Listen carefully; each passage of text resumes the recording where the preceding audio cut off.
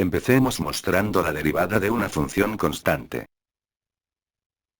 Vemos si en el punto x sub 0, existe el siguiente límite. Evaluamos la función en los puntos que nos indican, es decir en x sub 0, más delta de x, y en x sub 0. Así tenemos lo siguiente. Como c menos c da 0, entonces el límite es 0.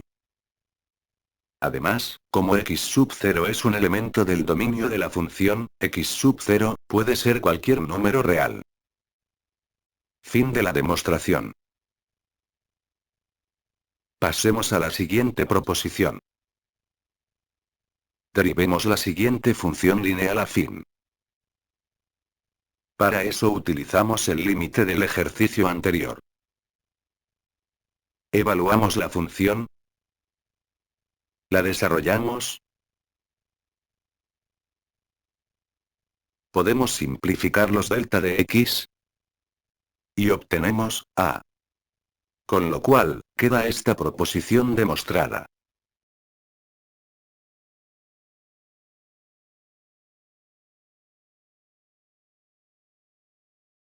Derivemos la función x elevado a m, donde m es un número entero.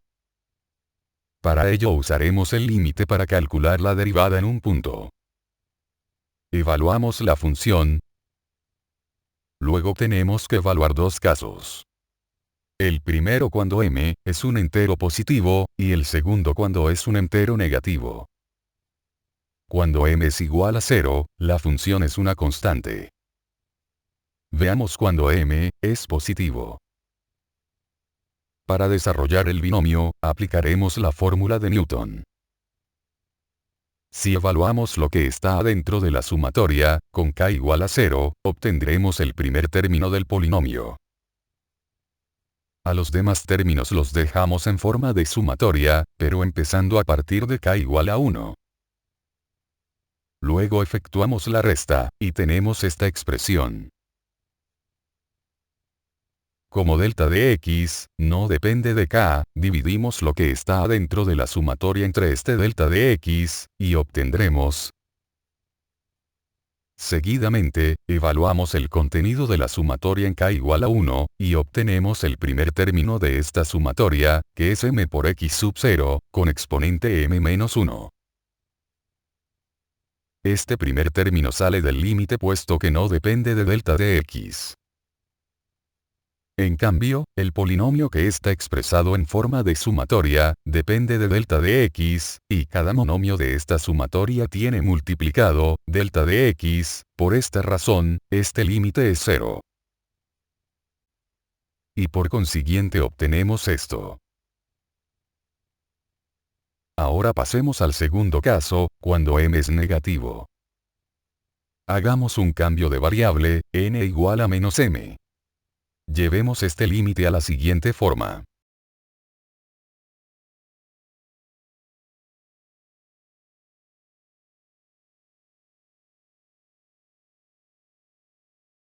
Efectuemos estas dos fracciones. Cambiemos la posición de estos dos términos. El término del numerador ya lo habíamos desarrollado en el primer caso, y obtuvimos esta expresión. Luego dividimos ambos miembros entre delta de x. Evaluamos lo que está dentro de la sumatoria en k igual a 1 y obtenemos dos sumandos. Uno que no depende de delta de x, y el otro sumando con todos sus términos ligados a delta de x. Luego aplicamos el límite sin problemas. Y resolvemos. Recordemos que m es igual a menos m, entonces reemplazamos, y obtenemos esta expresión. Por consiguiente, hemos demostrado la proposición 3. Ahora pasemos a derivar una función exponencial. Antes de proseguir, necesitamos recordar algunos límites. Primero el límite de esta función. Sabemos que su límite cuando x tiende a 0, es el número epsilon. Es decir, mientras x se aproxima a 0, y se aproxima a epsilon. Luego observamos la validez del siguiente límite, con sublímite, y, tendiendo a epsilon. Podemos colocar en lugar de y, la función que depende de x, y el sublímite, cambiarlo por x que tiende a 0. Y obtenemos la siguiente expresión. Por la propiedad de logaritmos, tenemos. Por otra parte, podemos ver que la función, a con exponente x, menos 1 es monótona, o sea que es creciente o decreciente, eso dependerá del valor de a. Y además es inyectiva. Entonces tiene inversa, que además es continua para y, mayor que menos 1.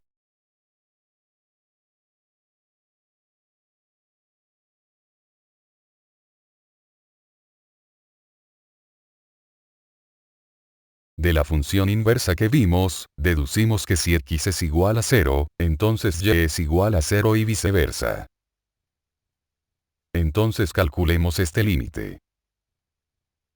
Hacemos el cambio de variable, con la ayuda de la función inversa que hallamos. Efectuamos de forma conveniente. El límite solo afecta a los que tienen la variable y, entonces ensayemos. Por lo visto anteriormente, este límite del denominador converge a 1, y por lo tanto tenemos resuelto el límite que planteamos.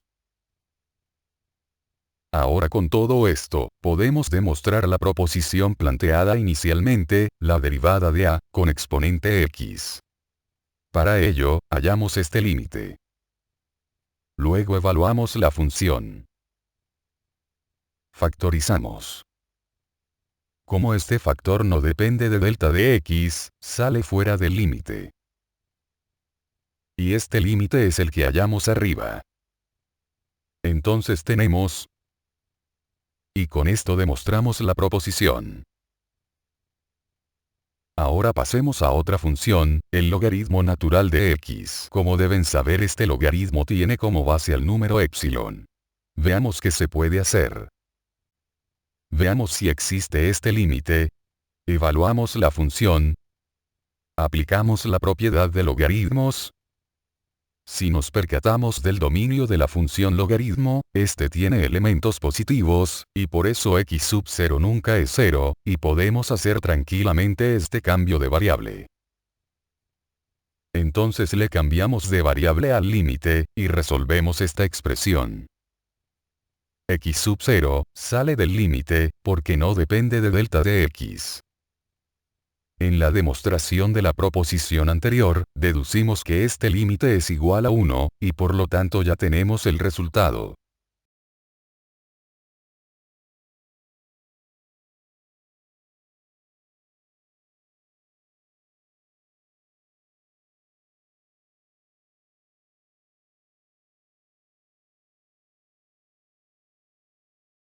Ahora, derivemos todas las funciones trigonométricas circulares. Empecemos por la función seno. Como siempre, tenemos que ver si este límite existe. Recordemos lo que nos enseñaron en trigonometría. Emplearemos esta fórmula, en el numerador. Hacemos las operaciones correspondientes. Este límite de la izquierda del argumento, es conocido y es igual a 1. Al segundo miembro le aplicamos el límite sin problemas, y obtenemos la derivada de la función seno. Ahora derivemos la función coseno. Como siempre, evaluemos la existencia de este límite en el punto x. Nos ayudaremos con la siguiente fórmula. Aplicamos tal fórmula en el denominador.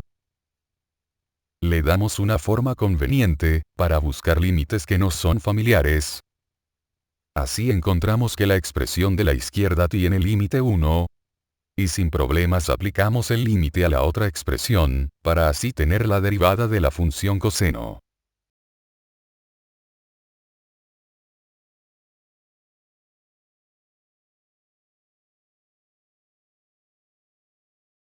Para derivar la siguiente función, usaremos la derivada de una función racional de esta forma. donde la función que está en el denominador no se anula para cierto valor de x o para un conjunto de valores de x, y además las derivadas de las funciones f y g, existen para cierto valor de x, o un conjunto de valores de x. Veamos la existencia de este límite. Evaluamos la función en los puntos dados. Hacemos operaciones con las fracciones. Nuestro objetivo es llevar esta forma a otra, de tal manera que aparezcan límites que ya conocemos. Fíjense en lo que hice. Luego lo separamos convenientemente.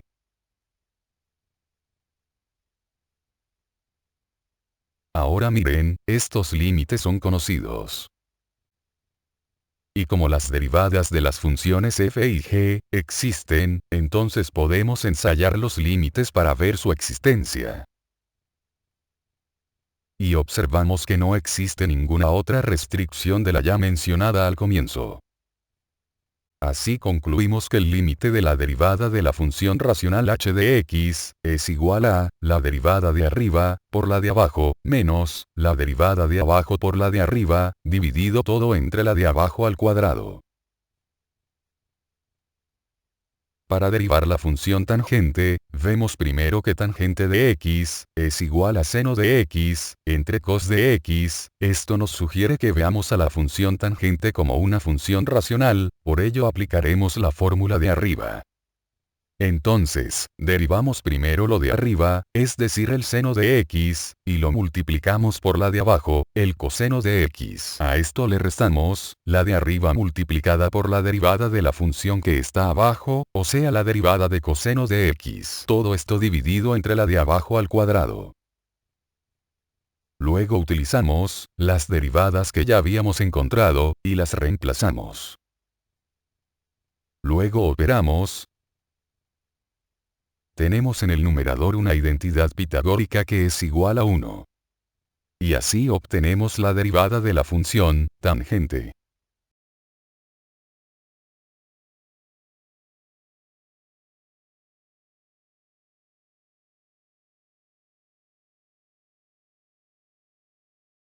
Podemos hallar la derivada de un caso particular, utilizando la derivada de una función racional, la derivada de la función recíproca de f de x. Por la fórmula anterior, deducimos que la derivada de la función h, está dada por la siguiente expresión. Esta fórmula será de utilidad para las demás funciones trigonométricas recíprocas a las que hallamos. Empecemos por la función cotangente. Sabemos que la cotangente es la recíproca de la tangente, entonces derivamos. Colocamos el signo menos. En el numerador la derivada de tangente, y en el denominador la función tangente al cuadrado. Luego desarrollamos y encontramos la derivada de cotangente. Lo mismo hacemos para hallar la derivada de la función secante. Y de la función cosecante.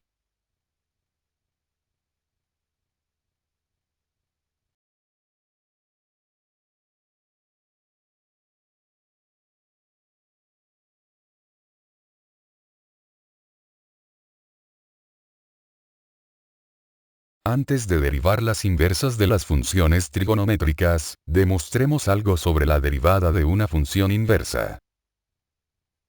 Debemos demostrar esta relación. Antes debo recordarles que el llamado entorno U de x sub 0, es un intervalo abierto en el que está contenido el punto x sub 0. Para la demostración, notemos cuando la función es estrictamente monótona en dicho entorno, se puede deducir que es inyectiva. Luego veremos para qué nos sirve la continuidad. Veamos una gráfica. La parte señalada con U de x sub 0, es decir el entorno o alrededor del punto de x sub 0, es un intervalo centrado en x sub 0, estamos considerando a x sub 0 como punto fijo. Tomemos un punto variable, x, dentro de este intervalo de forma que nunca coincida con x sub 0. Llamaremos a x menos x sub 0, delta o variación de x, y delta de y, será y menos y sub 0. Como la función es continua en este entorno U, deducimos que si delta de x se hace cada vez más pequeño, entonces delta de y también se hace más pequeño. Veamos esta relación. A esta le aplicamos los límites correspondientes, como pueden apreciar. Y deducimos lo que deseábamos demostrar.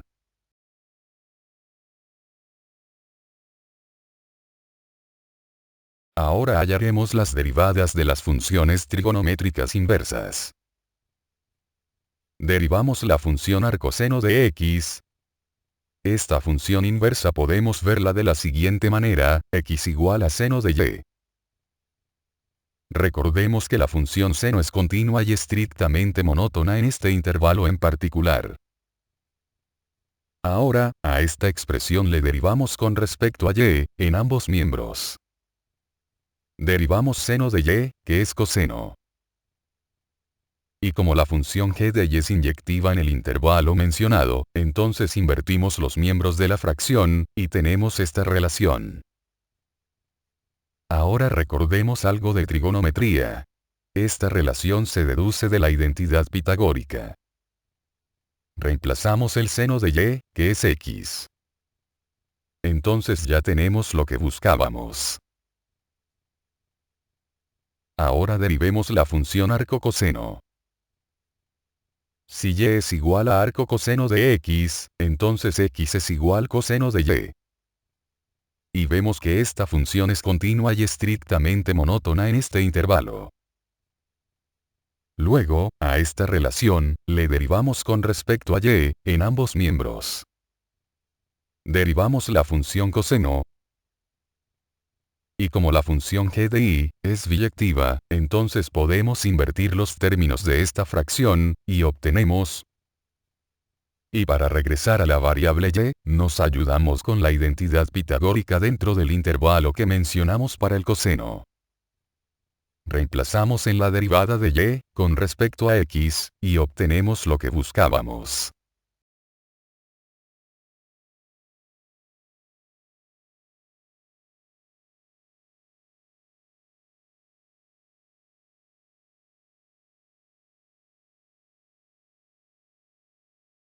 Hallemos la derivada de la función inversa de tangente. Para ello despejamos la variable x.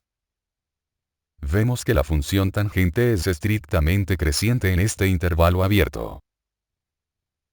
Empecemos por x igual a tangente de y. Derivamos ambos miembros de la igualdad con respecto a y. Hallamos la derivada de tangente. Utilizamos identidades trigonométricas. Invertimos los términos de la derivada, puesto que la función tangente es continua y biunívoca en el intervalo abierto que expusimos arriba. Y cambiamos tangente de y, por x, y obtenemos lo que buscábamos. Para la derivada de arco cotangente, hacemos el mismo procedimiento. Despejamos x. Nos fijamos que cotangente es continua y monótona en el intervalo abierto indicado. Y empezamos de x igual cotangente de y. Derivamos ambos miembros de la igualdad con respecto a y. Derivamos cotangente. Utilizamos identidades trigonométricas. Invertimos los términos de la derivada de x con respecto a y, puesto que la función cotangente es continua y estrictamente monótona en el intervalo indicado arriba. Y reemplazamos a cotangente por x, para así obtener la derivada buscada.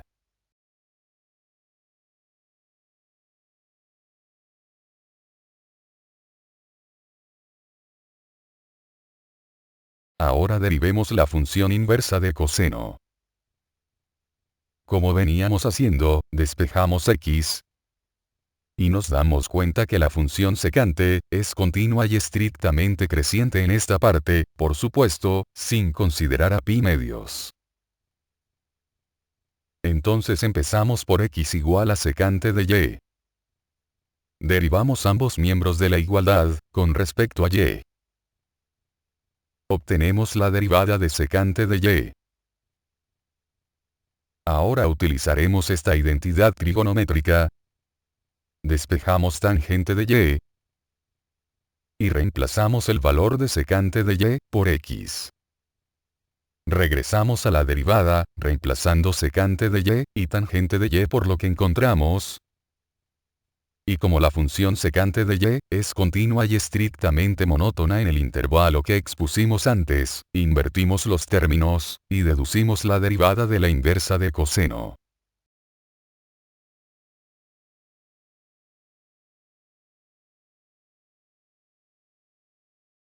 Ahora derivemos la función arco cosecante. Como siempre, despejemos x. Y notemos que esta función es continua y estrictamente creciente en esta parte, omitiendo el punto 0. Entonces empezamos por x igual a cosecante de y. Derivamos ambos miembros con respecto a y.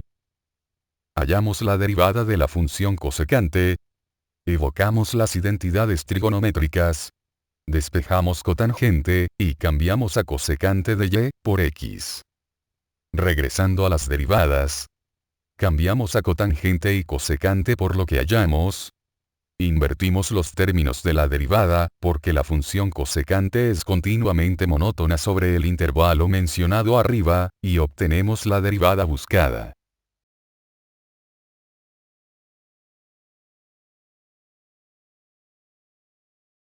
Ahora solo demos un vistazo a la derivada de funciones compuestas. Para eso, tengamos dos funciones f y g, de forma que la composición f o g sea válida o se pueda realizar. Además, supondremos que las derivadas de f y g existen.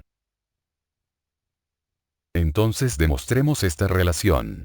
Primero derivas lo de adentro y lo multiplicas por la derivada de afuera. Nos serán de utilidad estas asignaciones.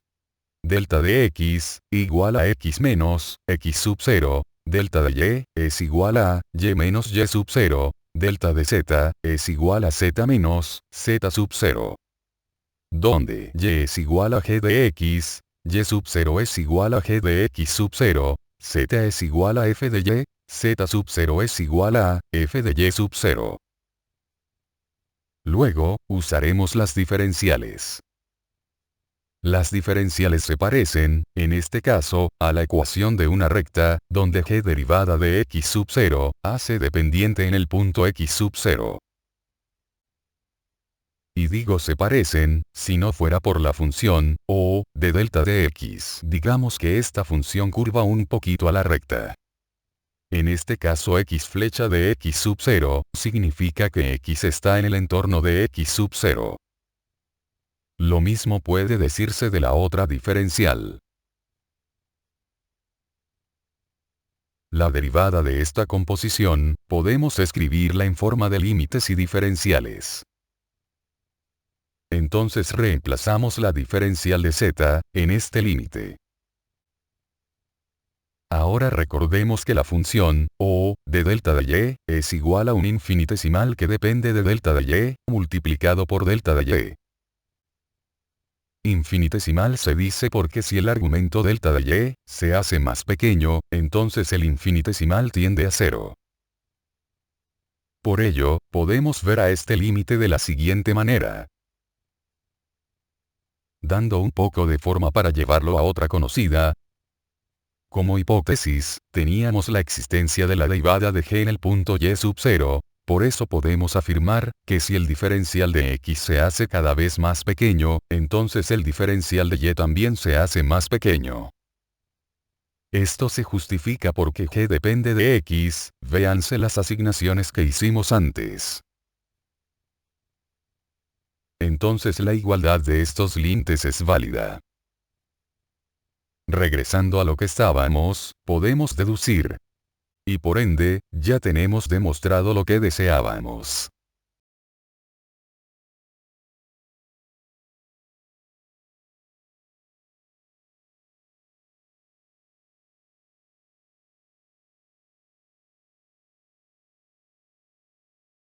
Resolvamos algunos ejercicios.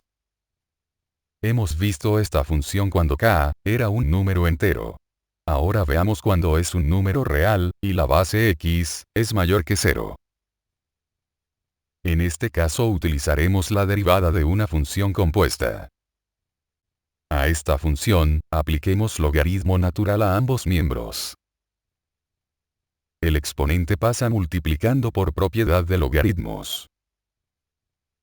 Antes de derivar, hagamos memoria sobre la derivada de funciones compuestas. Entonces derivemos cada lado de la igualdad con respecto a x. Derivamos el argumento del logaritmo, y luego derivamos al logaritmo natural como si la función, f de x, fuese una variable. Mientras al otro lado de la igualdad, k sale de la derivada porque no depende de x. Luego derivamos logaritmo natural de x. Despejamos f' de x. Reemplazamos el valor de f de x. La ley de exponentes también se cumple para exponentes reales, en la condición inicial. Y ya tenemos su derivada. Pasemos al siguiente ejercicio.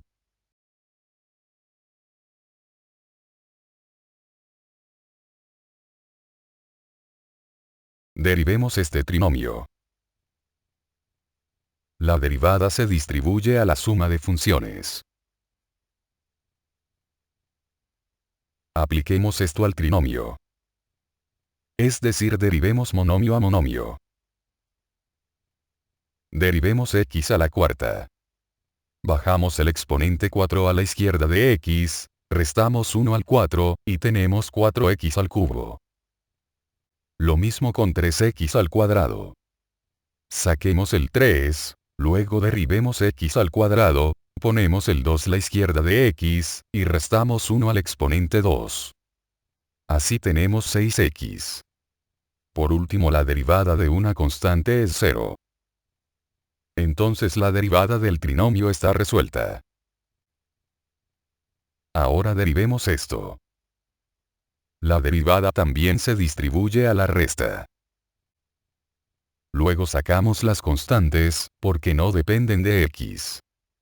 Y derivamos los monomios x a la quinta y x al cuadrado. Para derivar x a la quinta, bajamos el 5 a la izquierda de x, y restamos 1 al exponente 5. Lo mismo para x al cuadrado. Bajamos el 2, y le restamos 1 al exponente 2. Y así tenemos la derivada buscada.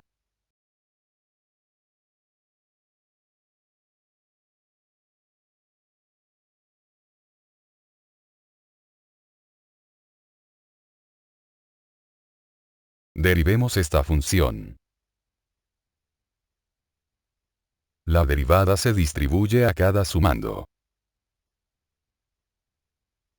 Al primer sumando le sacamos el 3, luego el 1/2 baja multiplicando a x, y al exponente 1/2, le restamos 1. Al segundo sumando, bajamos a 1/3 multiplicando a x, y al exponente 1/3 le restamos 1. Al último sumando, le sacamos el coeficiente a, al menos 1, le ponemos como coeficiente de x, al exponente menos 1 le restamos 1. Luego hacemos las operaciones correspondientes. Y obtenemos la derivada. Ahora derivamos esta función. Recordemos la derivada de la división de funciones. Antes pongamos esta función de esta forma. Derivamos como si fuera una función exponencial, o sea, bajamos multiplicando el 3 y disminuimos en 1 el exponente. Y luego derivamos lo que está dentro. Al segundo factor le aplicamos la derivada de la división de funciones. Luego derivamos, resolvemos, y obtenemos la derivada.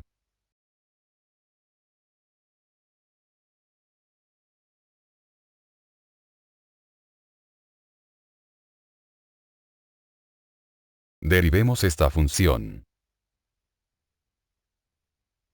La derivada se distribuye a cada sumando. A cada derivada le sacamos el factor. Luego derivamos y resolvemos y obtenemos la derivada. Ahora derivemos esta multiplicación de binomios. Para ello, recordemos la derivada de la multiplicación de funciones. Entonces, derivemos. Derivemos el primer factor y multipliquémoslo por el segundo. Sumándole, el primer binomio, por el segundo binomio derivado. Derivamos. Y obtenemos lo que buscábamos.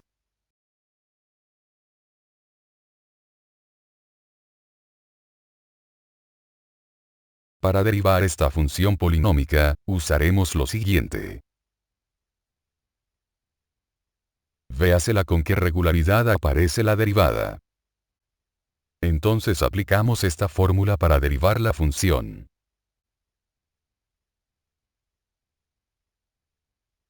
Luego derivamos y efectuamos las operaciones correspondientes, y obtenemos la derivada. Ahora derivemos esta función racional. Derivemos cada miembro de esta función. Como sabemos, la derivada se distribuye a cada sumando. Entonces aplicamos la fórmula de la derivada de la división. Luego, derivamos los términos, y resolvemos la derivada.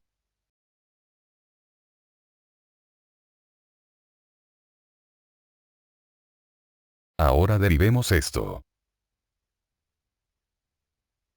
Derivemos el primer factor, y al otro factor lo dejamos. Luego sumamos la derivada del segundo factor, multiplicada por el primer factor. Solo resta hacer los cálculos apropiados y hallamos la derivada. Ahora derivemos esta función racional. Primero derivemos el numerador y el denominador por separado. Luego, aplicamos la fórmula de la derivada de una división. Y resolvemos para hallar por fin la derivada.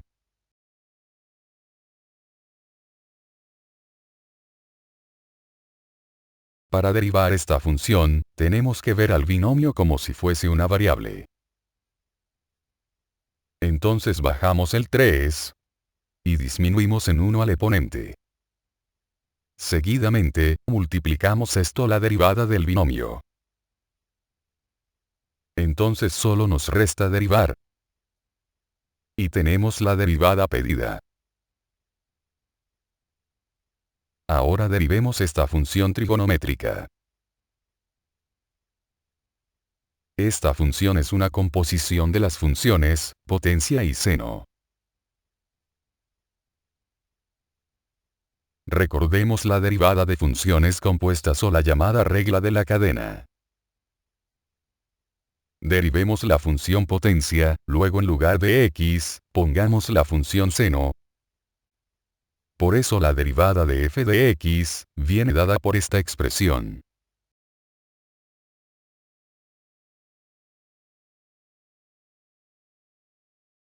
Derivemos esta función trigonométrica. Como sabemos, la derivada se distribuye en ambos sumandos, además el factor o coeficiente multiplicado a una variable sale de la derivada, todo esto se resume diciendo que la derivada es un operador lineal. Notemos que coseno de 3x, es una composición de dos funciones. En este caso, q compuesta con p. Se lee al revés. Entonces a la derivada de coseno de 3x le aplicamos la regla de la cadena. Primero derivas lo de adentro, y luego la función exterior, que es coseno. Dándonos como resultado que la derivada de coseno de 3x es, menos 3 seno de 3x. Derivamos el primer sumando que es seno, y obtenemos la derivada de la función dada inicialmente. Ahora pasemos a derivar esta función. Aquí vemos una composición de dos funciones. Una función lineal afín, compuesta con la función tangente. Para ello aplicamos la regla de la cadena.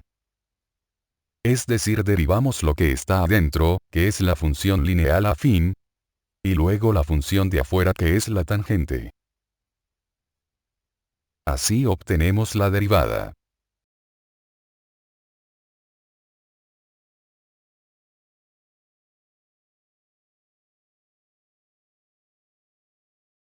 Para derivar esta función, apliquemos la derivada de la división de funciones. Entonces, derivamos primero el numerador, multiplicándole por el denominador, menos, el numerador, por la derivada del denominador. Todo esto dividido entre el denominador al cuadrado. Derivamos. Con las operaciones algebraicas correspondientes obtenemos la derivada. Hallemos la derivada de esta función trigonométrica. Recordemos la derivada del producto de funciones. Como la derivada es un operador lineal, se distribuye a cada sumando. Luego aplicamos la derivada del producto de dos funciones. Efectuamos. Y obtenemos la derivada de la función. Ahora derivemos esta otra función. En esta también aplicaremos la derivada del producto de funciones. En la derivada del primer factor, aplicaremos la regla de la cadena. En este caso el interior es la función seno, y la función exterior es la potencia cúbica. Les advierto que estos nombres de interior y exterior, tómenla como expresiones coloquiales. Entonces derivamos lo exterior, como si seno de t, fuese una variable, o sea bajamos el 3, y al exponente le disminuimos en 1. Y le multiplicamos por la derivada lo interior, es decir, la derivada de la función seno de t, que es coseno de t. Seguidamente, hacemos las operaciones algebraicas correspondientes, y obtenemos la derivada buscada.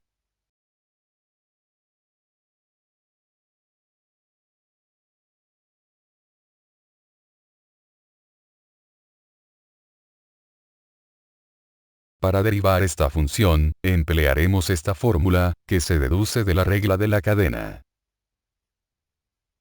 Entonces derivamos la función interior, o sea la función tangente, y hacemos como si la tangente de x fuese una variable, y derivamos la función logaritmo natural en función de la tangente de x.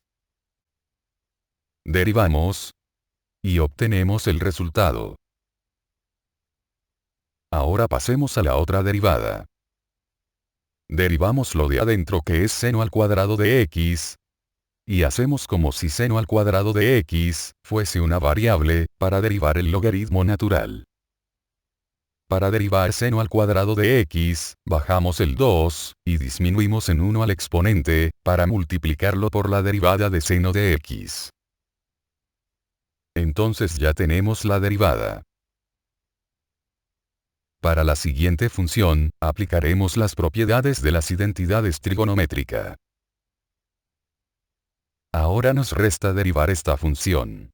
Derivamos el numerador para multiplicarlo por el denominador, y le restamos el numerador multiplicado por la derivada del denominador. Y todo esto, dividido entre el denominador al cuadrado. Y nos resulta,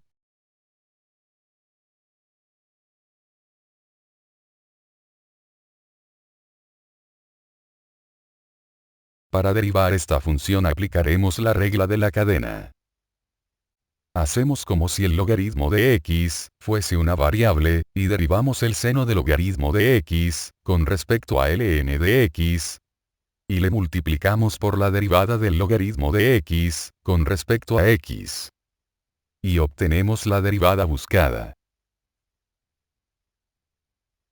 Derivemos este logaritmo. Primero apliquemos una propiedad del logaritmo. Para derivar, sacamos el coeficiente. Para derivar este logaritmo, aplicamos la regla de la cadena. Derivamos x al cuadrado menos seno de x, y le multiplicamos la derivada de este logaritmo, con respecto a x al cuadrado menos seno de x. Entonces efectuamos las operaciones algebraicas correspondientes, y obtenemos la derivada. En la siguiente función, también aplicaremos la regla de la cadena, más de una vez. Para ello recordemos esta fórmula. Cumplidamente aplicamos esta fórmula. Luego efectuamos esta derivada. La derivada de x es 1. Para derivar el segundo sumando, derivamos primero lo que está adentro, es decir 1 más x al cuadrado. Luego derivamos esta función raíz cuadrada en función de 1 más x al cuadrado. Y así tenemos la derivada de la función. A esta función, le aplicamos la regla de la cadena. Derivamos la función anidada, que es el logaritmo de x, y derivamos el logaritmo externo en función de la función anidada. Y efectuamos la derivada.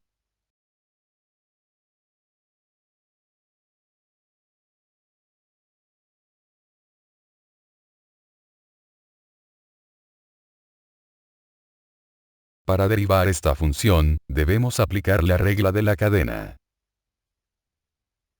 Entonces aplicamos logaritmo a ambos miembros de la igualdad. Aplicamos la propiedad de logaritmo. Luego derivamos ambos miembros de la igualdad. Despejamos f' de x. Reemplazamos el valor de f de x, y resolvemos la derivada. Para derivar esta función, aplicaremos la siguiente fórmula, que se deduce aplicando la regla de la cadena. Reemplazamos los términos de acuerdo a la fórmula, y derivamos, para encontrar la derivada de la función dada inicialmente.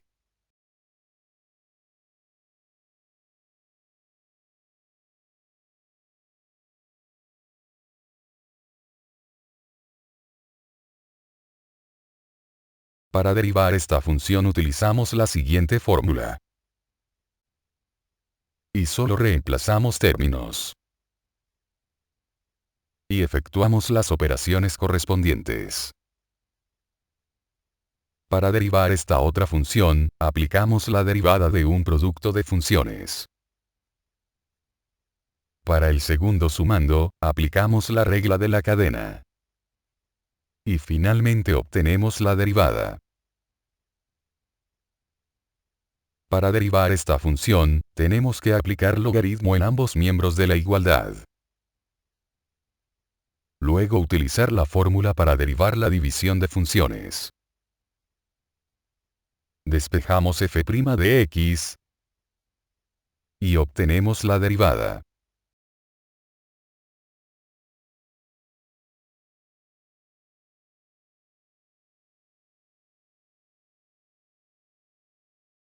En la mayoría de funciones exponenciales, tenemos que aplicar en ambos miembros de la igualdad, el logaritmo natural. Apliquemos logaritmo a esta función. Propiedad de logaritmos. Derivamos. Despejamos f' de x. Y esta es la derivada pedida. Para esta función, tenemos que aplicar la siguiente fórmula. Entonces tenemos, para derivar x a la x, pongamos que h de x, sea x con exponente x. Levantemos logaritmo. Propiedad del logaritmo. Derivamos ambos miembros. Despejamos h' de x. Y reemplazamos en f' de x, para así obtener el resultado final.